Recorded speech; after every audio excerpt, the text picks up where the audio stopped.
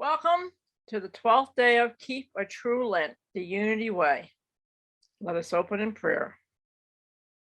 So let us breathe and get centered. And as we breathe in the love of God. And as we breathe out, we send this love forth into the universe. We are divinely guided by our source to hear and learn from these words of wisdom this day. For God is always leading us to our highest good.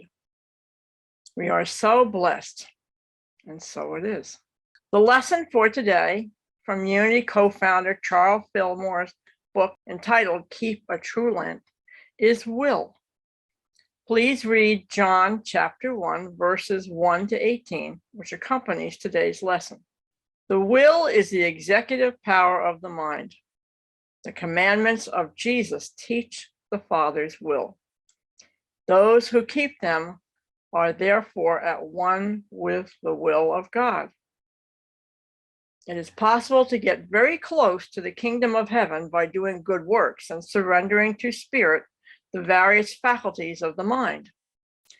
But we can never fully enter into and abide in heaven or divine harmony without surrendering all that makes up the personality, of which the will is the center.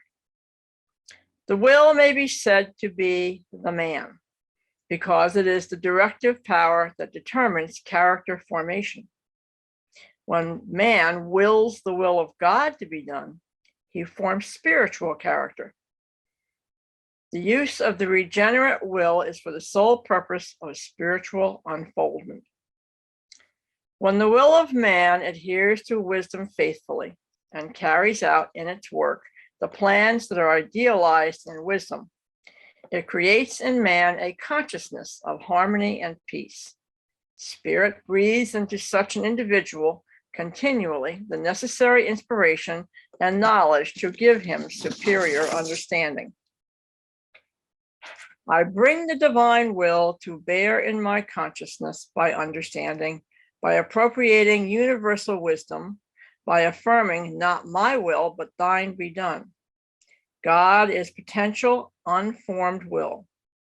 Man is manifest God will. I now link my will with the principle of divine force in order to develop superior executive capacity.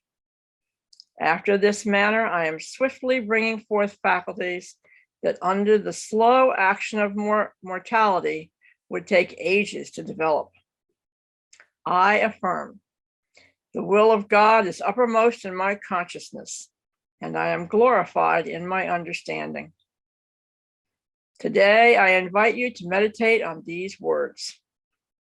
If I have hesitated to pray, not my will, but thine be done, I now know that the will of God is good, and I will to do God's will.